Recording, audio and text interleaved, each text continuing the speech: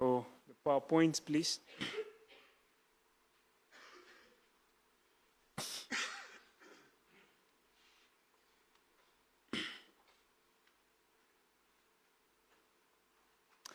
All right, that's the plan for planting in Quito BA.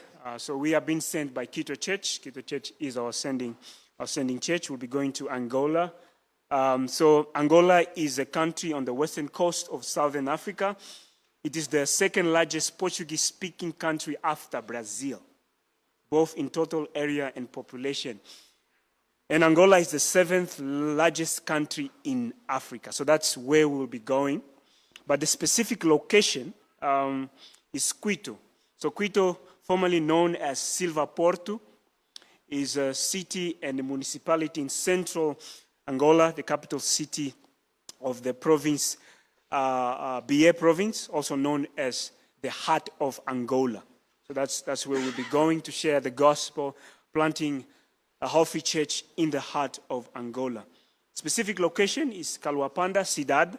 That's in the central part of the city. We have chosen this location because of the less biblical church in this area.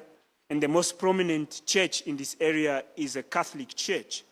So that's where we are praying that the Lord will have it fit for us to plant a healthy biblical church in these specific areas. And perhaps you're asking why Quito BA? So there are many reasons, but these are some of them that I want you to know. It's because there is a desperate need for a biblical, a healthy church in this place. There's a lot of prosperity gospel, African tradition, religion practices there. And also, this is something that is very unique in Quito BA. There is a new propagation of the Latter-day Saints. So this is a cult. So they actually have they started a school, like an English school, so it's for free, so people don't have to pay. So they use that as a means of evangelism. So we see that there is a need for true gospel in that town. And also, Quito is strategically location for mission work. As I said before, it's located in the heart of Angola. So it's a place where, if a healthy church is planted there, it can also be an opportunity to plant other churches around Angola. And also, there is a number of foreign nationals serving in public hospitals, mostly Cubans, Portuguese, and also Brazilians. And there's schools and international universities. So last time we were there are actually students from Guinea-Bissau, students from Mozambique.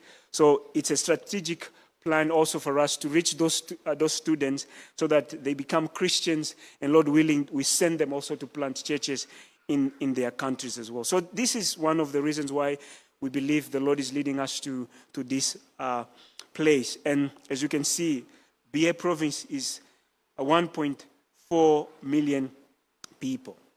So our mission as we go is not different from what Quito Church is doing.